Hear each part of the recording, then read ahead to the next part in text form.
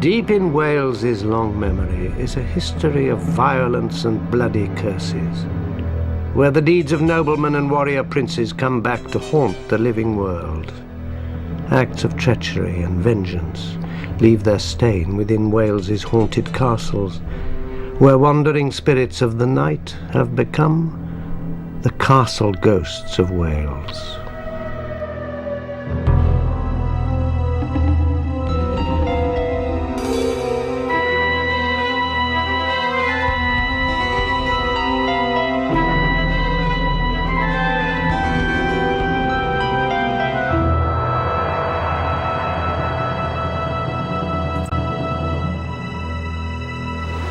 To the innocent eye, Wales is a glorious country, a peaceful, lovely land.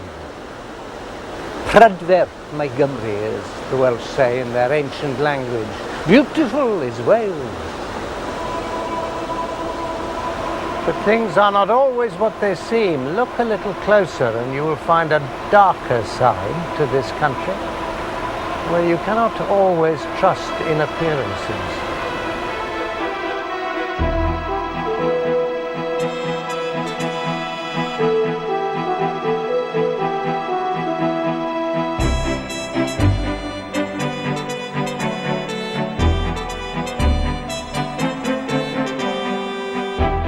Wales is a land of ever-changing scenery.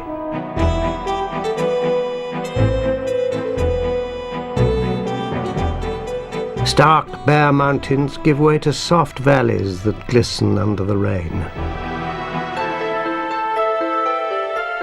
Water is everywhere in this rainy country.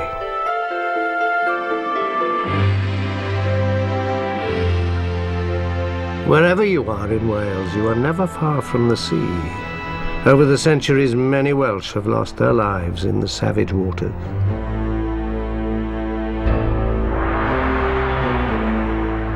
Each breaking wave is said to be the spirit of some poor drowned soul come back to haunt the living.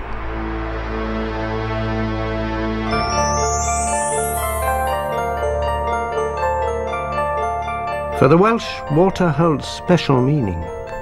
A mysterious underworld exists beneath lakes and in damp underground tunnels across the country. Legends tell of bottomless pools where monstrous creatures live. They bewitch passing travellers, drawing them to their death. Fierce and powerful creatures dwell in this dark, wet world. The symbol of Wales is the red dragon, called a Draigwch. These winged dragons are said to have the feathers of a peacock's tail with all the colours of the rainbow. Even in death, dragons are dangerous, as their venomous teeth can kill anyone who touches them. Wales has a turbulent history. Castles and great houses testify to lives of murder, betrayal, lust, and vengeance. In the southwest of Wales, a haunted medieval fortress houses the persistent ghosts of a beautiful lovesick princess and an ugly, vicious animal. Carew Castle stands on a grassy mound above the tidal waters of the Carew River. For more than 9 centuries, it played an important part in Welsh history. Originally a military stronghold, it was modified over the years into an Elizabethan mansion.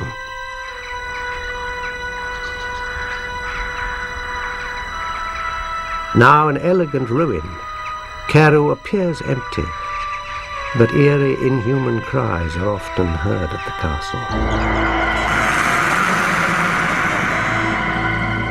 And the figure of a woman dressed in white continues to haunt Carew's dark corridors.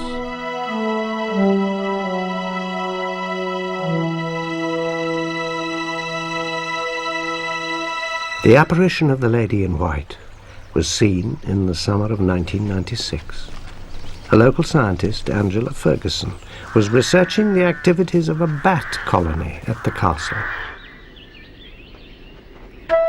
As was her routine, the scientist settled down to spend a long night monitoring the movement of bats to and from their nests in the Great Hall.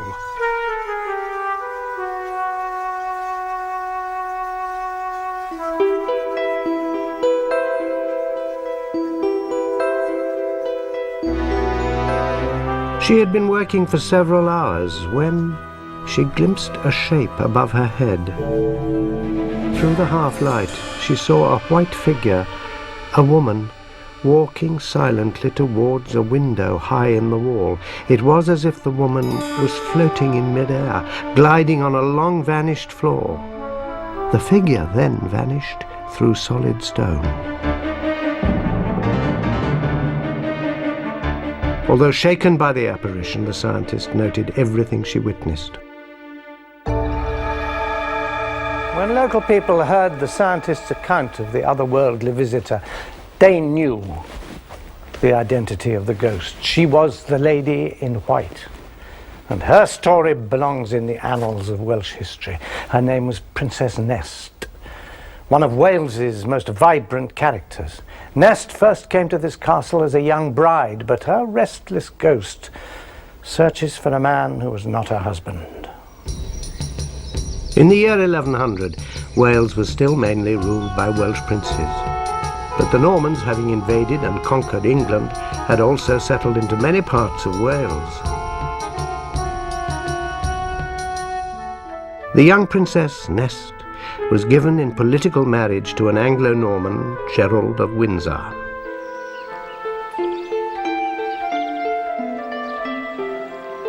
Nest was a great prize, the daughter of a powerful Welsh prince. She was beautiful, charming, and intelligent. Indeed, she is thought to have been the mistress of the English King Henry I, and to have borne him a son.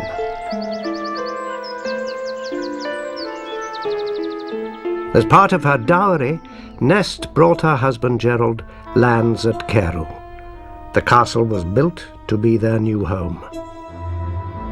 Nest was a dutiful wife, and during her marriage she bore Gerald 5 children. But love intervened and changed her fate. In 1109, an event occurred that shocked all Wales.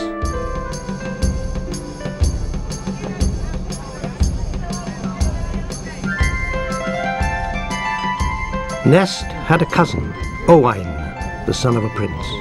Having not met since childhood, the two were brought together at a banquet.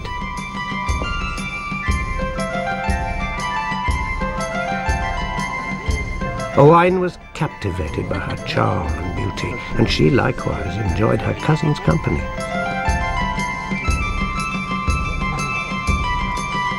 By the end of the night, the handsome, impulsive Owain determined to take her for his own.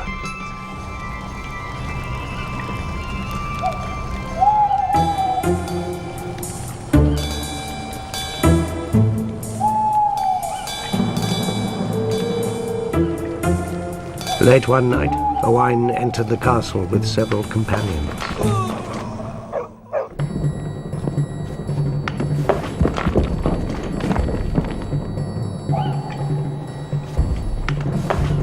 To cause a diversion, they set fire to another part of the castle and crept up to the room where Gerald and Nest lay sleeping. Gerald and Nest heard the commotion and feared it was an attempt to kill Gerald. Nest helped her husband to escape. When Owain entered the room, he found Nest alone and carried her away. The Welsh were scandalized by the fate of the abducted princess. They thought she had certainly been violently kidnapped and raped. The country was thrown into turmoil. But history records the princess was a willing prisoner. During her 2 years with the young Owain, she bore him 2 children. Their initial attraction had turned to love. Gerald's honour had to be avenged. The wrath of barons, princes, and the king himself fell on the heads of Owain's clan, and in the bloody conflicts that followed, Owain's father was killed, and the hot-headed Owain himself fled to Ireland. Nest was returned to her husband and family. Gerald's wife once more, Nest resumed her life at Carew.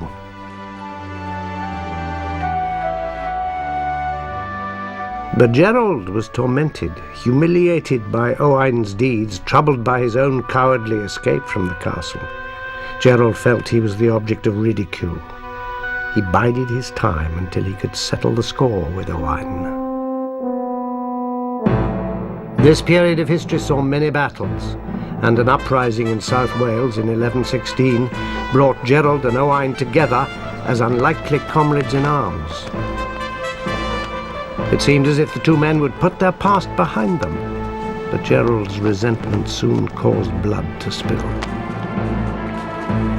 Observing that Owain had gone out riding alone, Gerald seized the moment. He quietly summoned a group of his men and slipped out of the camp.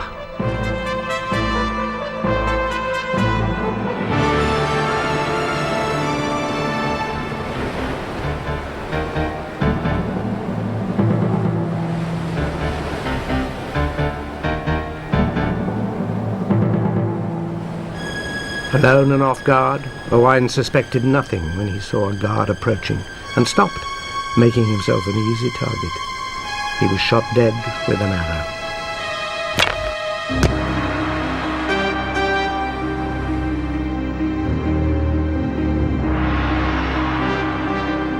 Gerald at long last had his revenge.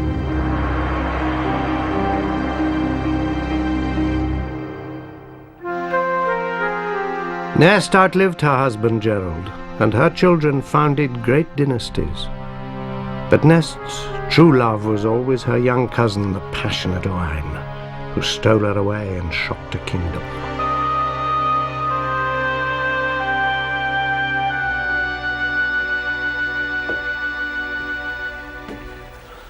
There is a theory that over time the intensity of an image slowly fades.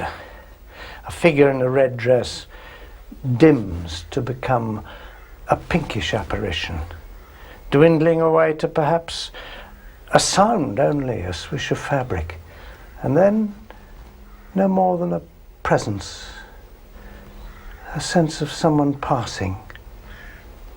Princess Nest lived at Carew 900 years ago, and yet her ghost is still recognizable.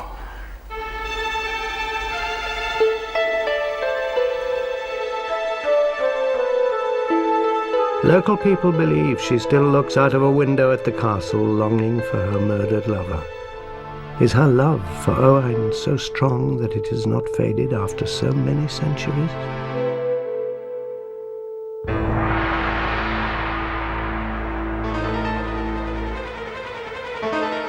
The lovelorn princess is not alone in haunting Carew. Even more disturbing are a pair of ghostly appearances that plague the castle.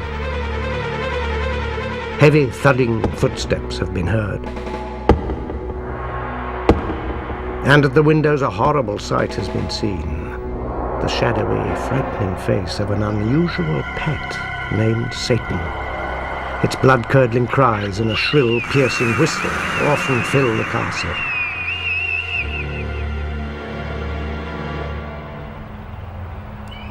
A 13-year-old girl visiting Carew one Sunday a few years ago will never forget the strange sight that awaited her.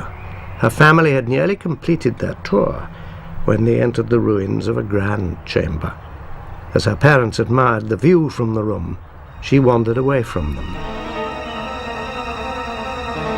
The girl felt herself drawn to the remains of an old fireplace. As she moved nearer, a monstrous image appeared. A monkey. Lips pulled back in a snarl.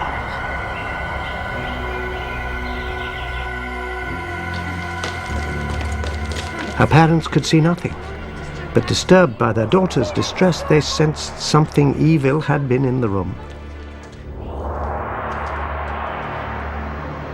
The apparition that the girl saw in this spot was the phantom of a monkey, known as the Carew ape. This room, with its fine views over the water, seems a delightful place. But the people who work at Carew have always been aware of its ghostly occupants. Simon Hancock was an assistant here at the castle at the time the girl saw the monkey that so terrified her. And shortly afterwards, he himself experienced a haunting. Simon, what happened? I came into the castle one evening to lock up, like I'd done so many hundreds of times before. And I stood at the bottom of these stairs, about to shout, "We're locking up." And I heard a very large noise which rather startled me, and I realised that it was footsteps. There was an incredible feeling for 3 or 4 seconds as though somebody was standing in front of me. Simon didn't know what the footsteps were, but they may have been connected to the ghost of the monkey and a most ghoulish scene.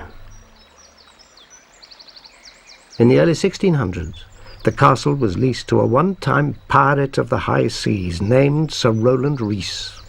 Today you're going to run off and marry and Sir Rowland was known for a hot temper, zealous religious views, and foul language. He exploded in rage when his favourite son, Ewan, fell in love with the daughter of Sir Rowland's tenant, a lowly Flemish merchant named Ludwig Horwitz. behaving such a godless man. Ewan told his father that he would never give up his love. In a fury, Sir Rowland told his son he never wanted to see his face again. Its inheritance that it's been worked for pursued Ewan took his father at his word and left Cairn. and stay out. Sir Rowland sunk into a black despair, raging with grief and anger. One moment he called out for his beloved boy, the next he cursed him to hell.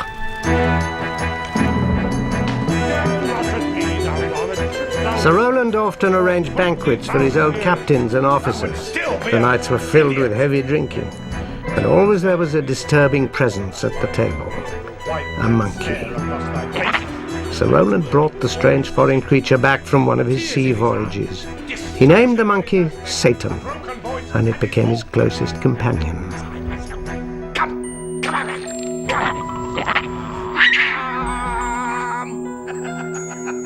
At the banquet, Sir Rowland cruelly mocked his guests, and the demonic monkey would mimic its master, screeching with cruel laughter.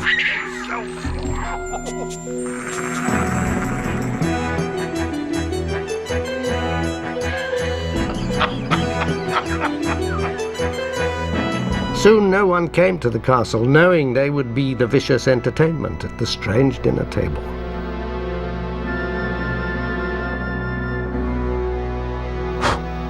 On a bitterly cold night in March, Ludwig Horwitz, the tenant whose daughter had inadvertently caused the rift between Sir Rowland and his son, came to the castle to pay his rent.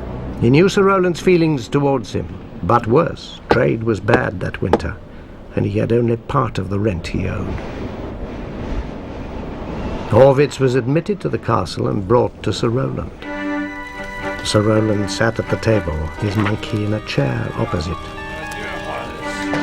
Then I pour you a drink. Very generous, very generous. You had a pleasant journey here. Horwitz explained that he had only half the rent. Sir Rowland seethed with anger.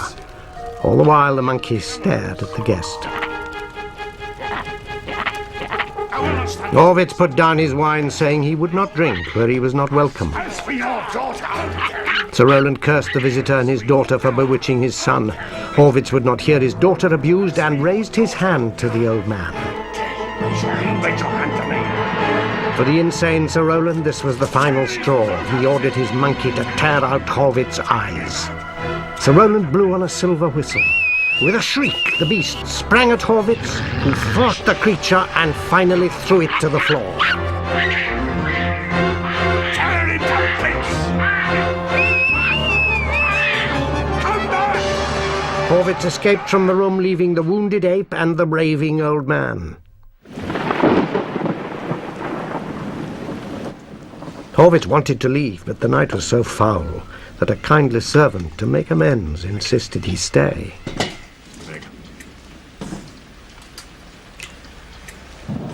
After a warm meal, their conversation was interrupted by the shrill sound of Sir Rowland's whistle. Then came a dreadful cry of pain and struggle, and through it all a peal of wild, demonic laughter that died away to a long, terrifying scream.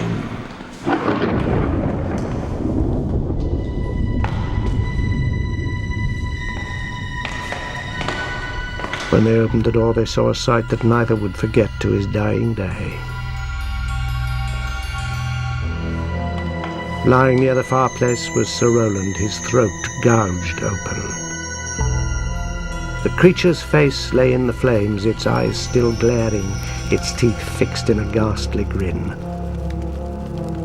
Both master and ape were dead. Had the creature been excited by the night's violence, refused to submit to its intolerant master, and turned on him?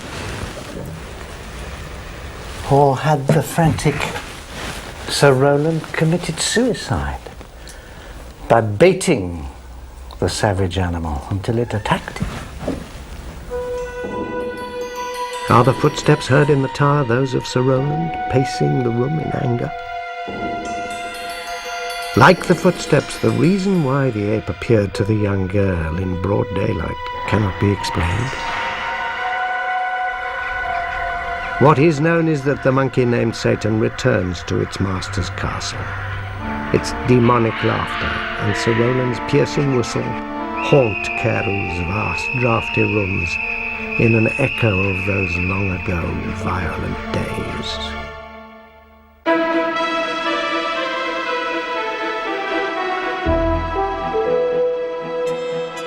Across the mountains of North Wales, in another castle, a terrible secret has come back to haunt modern-day visitors.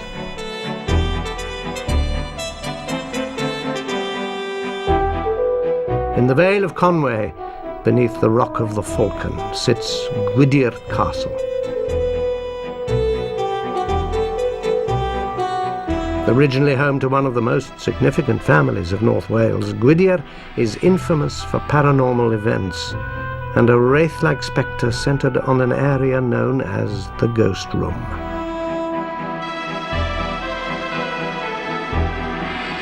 And the Swallow Falls near the castle are haunted by the face of a man crying out in agony. The name Gwydir is derived from the Welsh Gwydir, meaning field of blood, a reference to the horrific wars that took place here in the 7th century. Those battles are a distant memory, but so many mysteries are attached to the castle that the name is still appropriate today.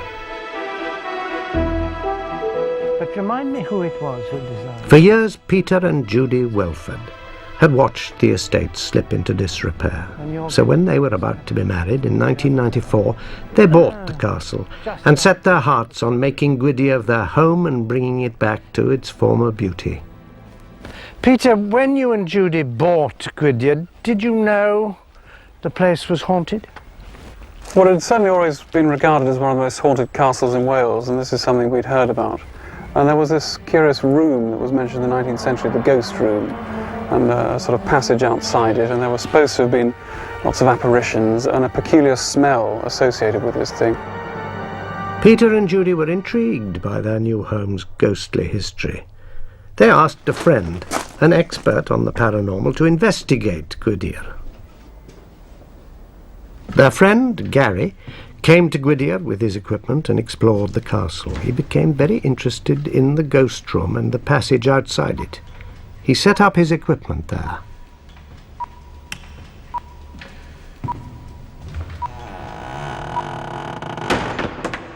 When Gary checked his equipment later that evening, he knew a manifestation was imminent. The temperature suddenly dropped by 10 degrees centigrade. And the electrical capacitor short-circuited. Past experience told him an overwhelming paranormal force was present.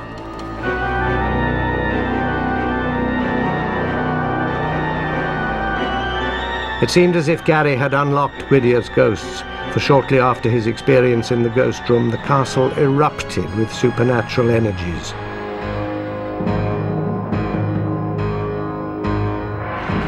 One afternoon, Peter and Judy's neighbours were walking through the castle. In the west wing, in the passage just outside the ghost room, they both saw something that stopped them dead in their tracks. Floating near the floor, directly in their path, was a pinkish-purple, ethereal, glowing mound. It seemed to move slightly in front of them. At the same time, the couple was overwhelmed by a foul odor coming from the nearby recess, a vile smell of decay, of rotting flesh.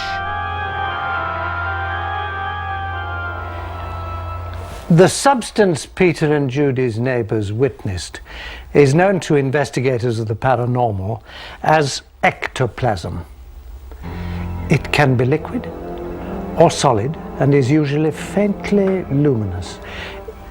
It is cold to the touch, sometimes even emerging from living people from their mouth or their eyes, or sometimes, as in this case, appearing as if from nowhere. A possible answer to these mysteries came when Peter and Judy opened the castle to visitors. The young couple on holiday were among a group of tourists. They wandered from room to room. Then the husband went on ahead of his wife. The visitor was a big, no-nonsense sort of man, not the kind of person one would imagine being susceptible to seeing a ghost. But he told a remarkable story. He was adamant that he had seen a man in old-fashioned clothes appear before him in the upper hall. The man had walked back and forth very confidently in front of the visitor. His presence had clearly been extremely disturbing. Fortunately, the visitor was able accurately to describe what he'd seen. The apparition wore a long cloak with an elaborate ruff at his neck, and he had a distinctive type of beard.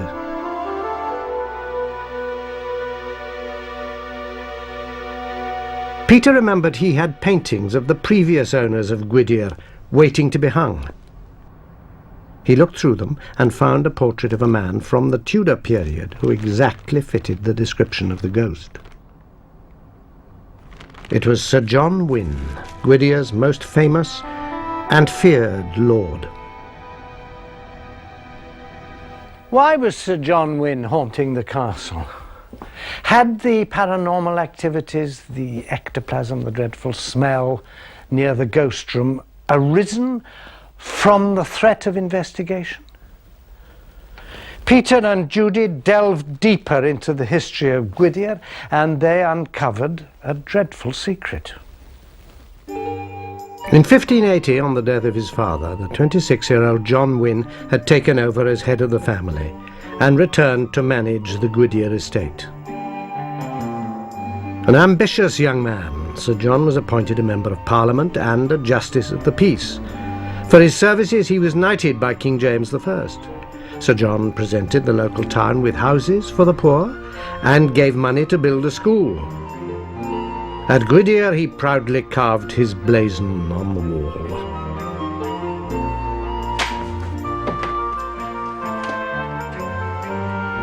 But Sir John's ambition turned into a lust for power and wealth.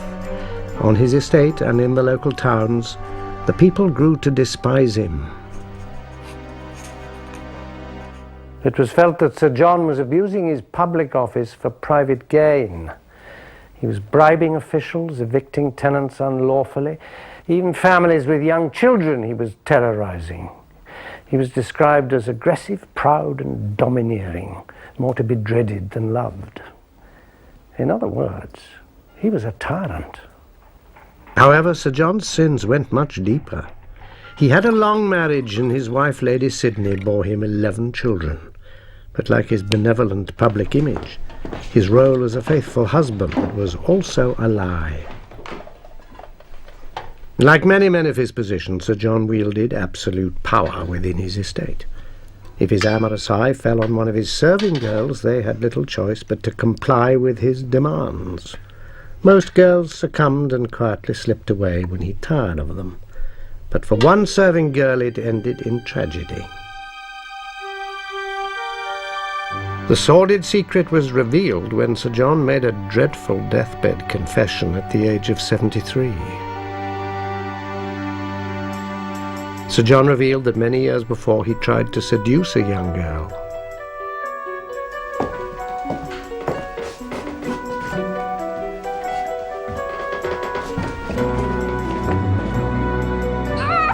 The seduction quickly became violent. During the struggle, the poor serving girl's head struck the wall. In the end, the girl was dead. Compounding the murder, Sir John admitted he hastily buried her in a recess in the wall. He ordered workmen to brick up the opening and seal the body in for good.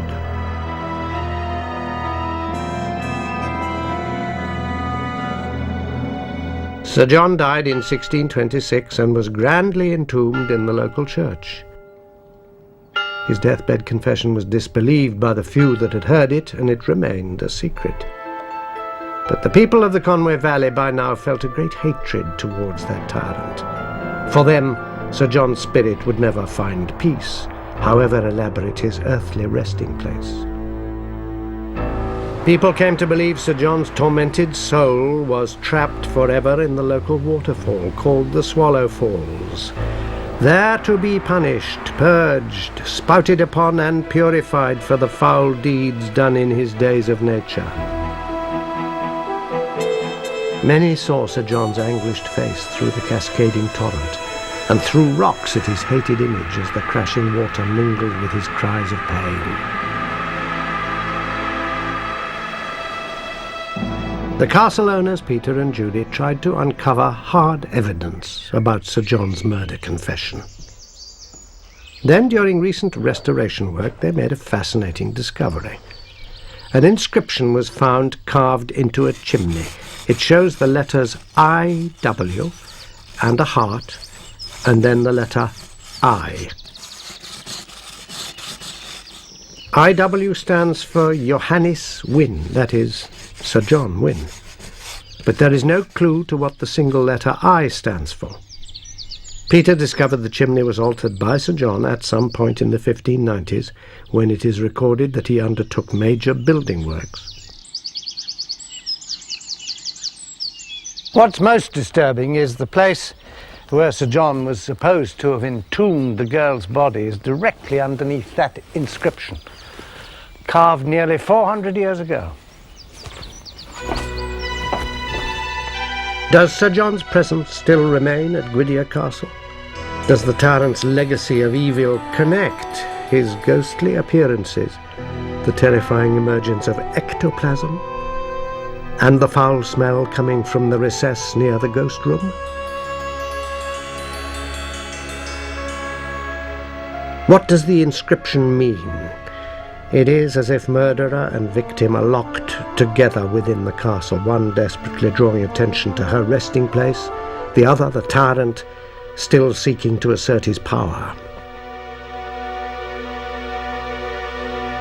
Peter and Judy felt that although they couldn't control Gwydir's ghosts, they at least knew what they were dealing with. Then, not long afterwards, the couple made another chilling discovery. Peter was down in the cellar clearing away some recent floodwater. As he shone his flashlight across the surface, he saw several small floating objects. When he examined them in the light, he saw that they were small bones.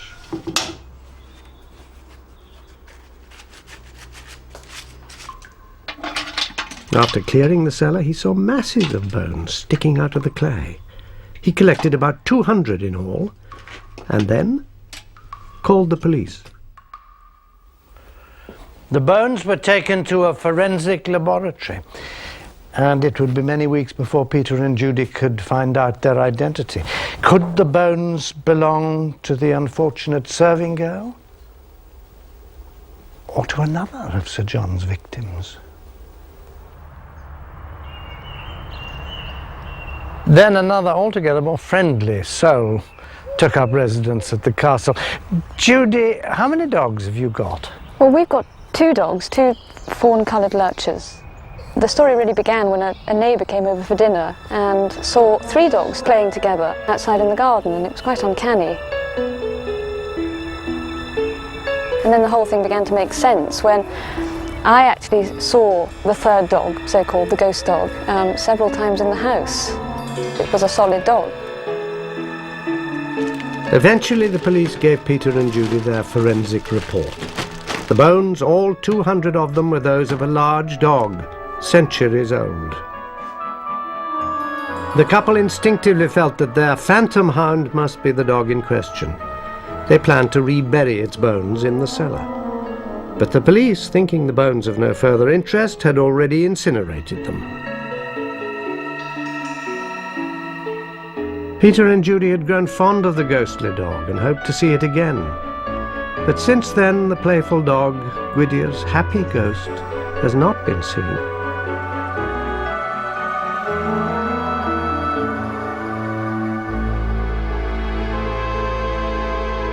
Gwydyr Castle is busy with ghosts. The same is true at another castle, where a series of eerie events are based on one tragic story. The castle lies in the south of Wales, in the lush vale of Glamorgan.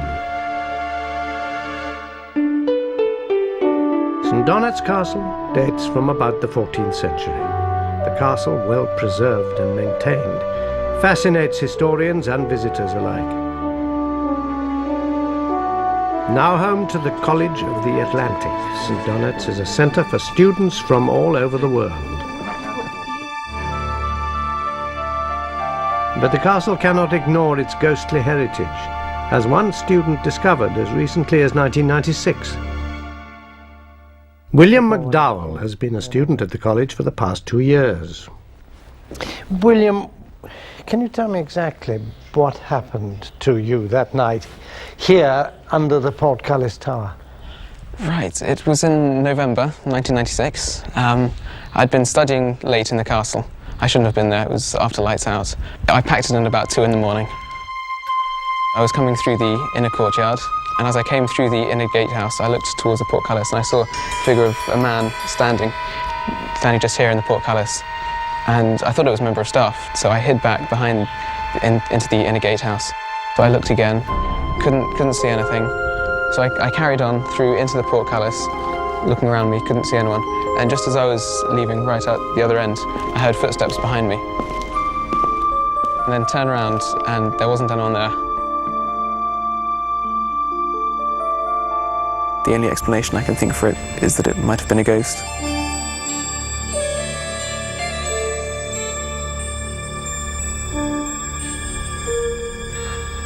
The ghost that William saw was only one of the mysterious hauntings that have occurred here at St Donat's.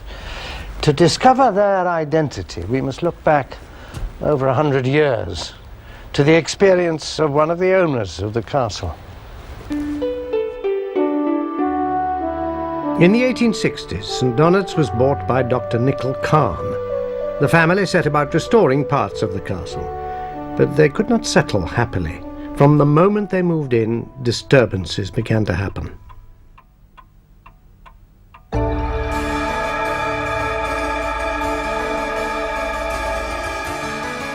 Day or night, the harpsichord in the drawing room suddenly began to play.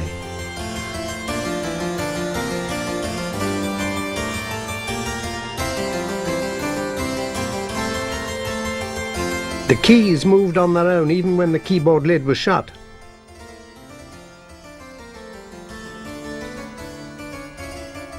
More upsetting was a repeated sighting in one of the castle bedrooms. Time and again, a bright light would appear in a corner of the room, waking the sleeping occupants. Then the light evolved into a terrifying image, a large, glaring eye. This unblinking eye filled the room until it slowly melted into the light. Then the light would suddenly extinguish. Dr. Kahn's family tried uneasily to live with the castle's supernatural events. But something happened that made them realize the unquiet spirits at St Donat's could not be easily brushed aside.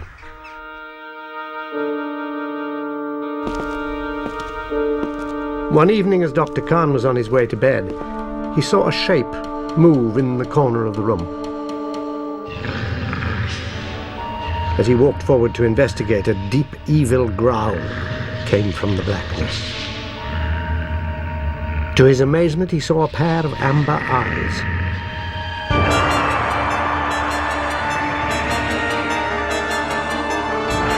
In fright, the doctor tried to retreat, but he was almost knocked over by a sudden blast of wind. back to the amber eyes. But they had gone. Then he heard a rapping sound on the window. Looking out into the blustery night, he saw the outline of a woman. A shadowy hag stood in a long black cloak, beating against the window pane. She moved slowly away into the night. At her side was a black dog. Dr. Kahn watched as they vanished into the air. These ghostly happenings were too much for Dr. Kahn, and he was ready to sell St. Donat's, but in one last desperate attempt to banish the disturbing spirits, he invited a noted exorcist to visit the castle.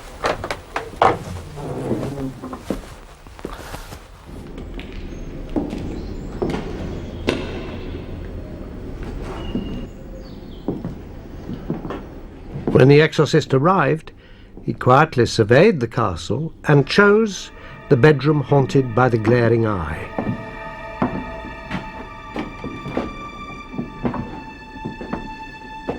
He then requested that the doctor sit downstairs while the exorcism went on.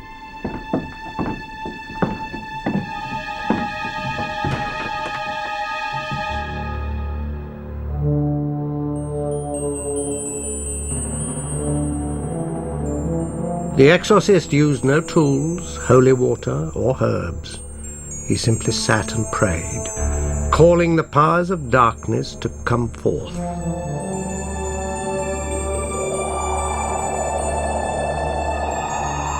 The supernatural beings awakened and the spiritual battle began. Bright light filled the room, and the disembodied penetrating eye appeared. The sound of music rang in the exorcist's ears.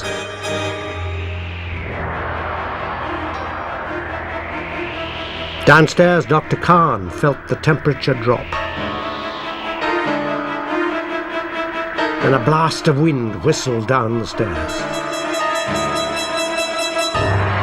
As it passed, he saw for an instant the old hag.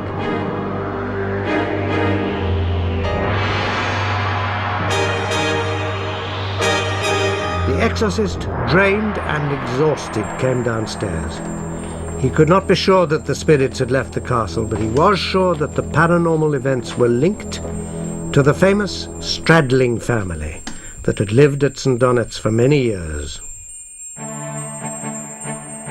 What had happened in the Stradling family centuries ago that had resulted in the terrible hauntings? For over 400 years, St. Donat's Castle was the Stradling family home. They grew into a dynasty that was involved in the highest state affairs of Britain. With prosperous marriages, they fathered an unbroken line of male heirs to carry on the Stradling name and power. Young Sir Thomas Stradling inherited the castle in 1735.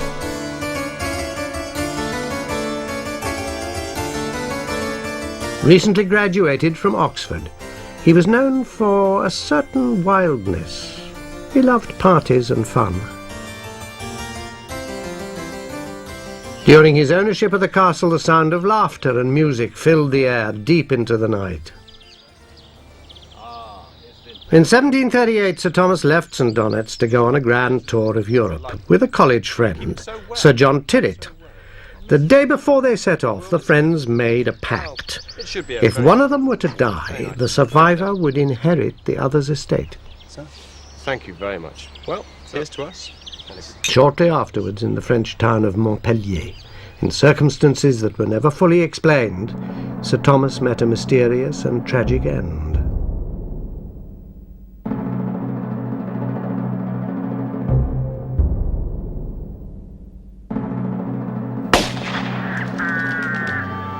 Word from France hinted that the assailant was none other than Sir Thomas's best friend and travelling companion, Sir John Tyrwhitt.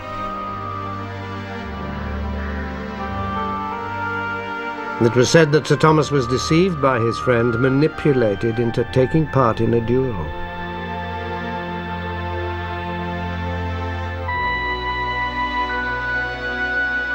Sir Thomas, the last of the Stradling family line, was shot through the eye and killed. Dueling was a brutal custom, common at the time, and the Stradling family considered it a heinous sin. The Stradlings supported King James I in putting an end to the practice. The family believed duelists went to the inner circle of hell to be eternally tormented. The Stradlings' fierce condemnation of duelling was a dark premonition of a tragedy that would befall the family heir, Sir Thomas, a tragedy that would collapse the House of Stradling and bring the proud family to an end. Just a few weeks after Sir Thomas's departure, several villagers witnessed a terrible apparition, one that all Welsh people dread. Moving in a swirl of wind towards the castle walls, they saw a hag with her vicious hound at her side.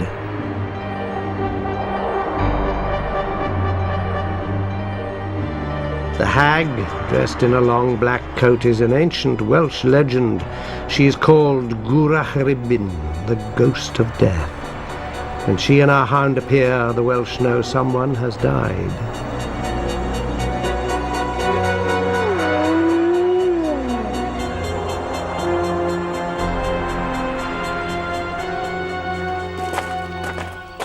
The very next day, the castle knew the meaning of the Hag of Death's visit.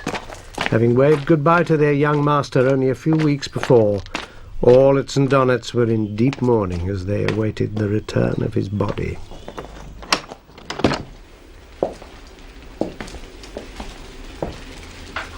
His corpse was laid out in the drawing room. Candles around Sir Thomas's coffin were lit, and the servants withdrew. Sir Thomas's corpse lay peacefully, but not for long. A gust of wind blew open a window, and one of the funeral drapes caught fire. Soon the whole coffin was ablaze, and as the flames licked upwards, the portraits of all the Stradling ancestors glowed bright red before burning to a cinder. Sir Thomas's young body was never given a proper funeral. The true circumstances of the fatal duel were still in question, but suspicion fell squarely on young Thomas's friend Sir John Tyrwhitt, who stood to benefit from the death. A dispute over the ownership of the castle ensued, but in the end Sir John took possession of St. Donat's. Ironically, shortly afterwards he himself died, and the castle was sold. Never again would a Stradling inhabit St. Donat's. The young Sir Thomas had brought tragedy to the family, and after the fire, his body was never laid honourably to rest. For the next century, there was no resident lord. The castle was neglected and gradually became partly ruined. It was at this time that St. Donat's began to be haunted. Ghostly music filled the empty rooms, the echo of Sir Thomas's happy times at the castle. An apparition connected to his death, the glaring luminous eye, appeared in the room that was his bedroom, a constant reminder of his horrific wound. And the legendary Welsh hag, who was seen at the time of his death, appeared again at St. Donat's. The effect of Sir Thomas's death must have been so powerful that these spirits clung to the castle. But despite its ghostly reputation, the beauty of St. Donat's always attracted attention. In 1925, American newspaper magnate William Randolph Hearst bought the castle. St. Donat's benefited from Hearst's huge wealth. Repairs and alterations were carried out, and the rooms were filled with fine antiques.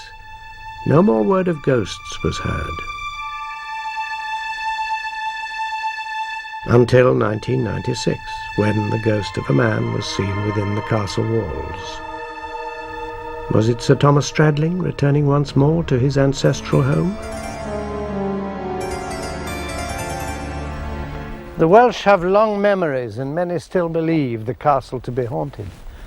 And hereabouts remembrances of a night more than 200 years ago are handed down from generation to generation. The night the hag passed over St. Donat's with her sleek black hound of death.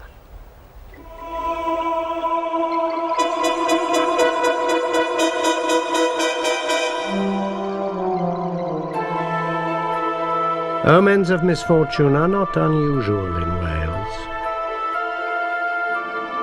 In valley or mountain, ancient beliefs still exist. And at the center of these beliefs are castles, each hiding its secrets. But sometimes, for a moment, they are revealed to us.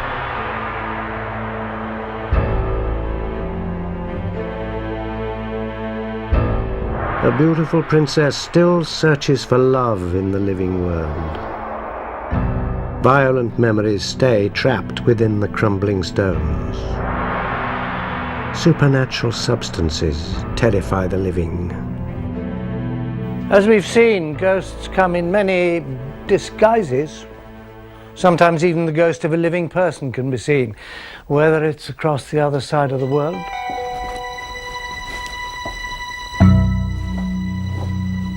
or much nearer to home. Just goes to show, never trust appearances.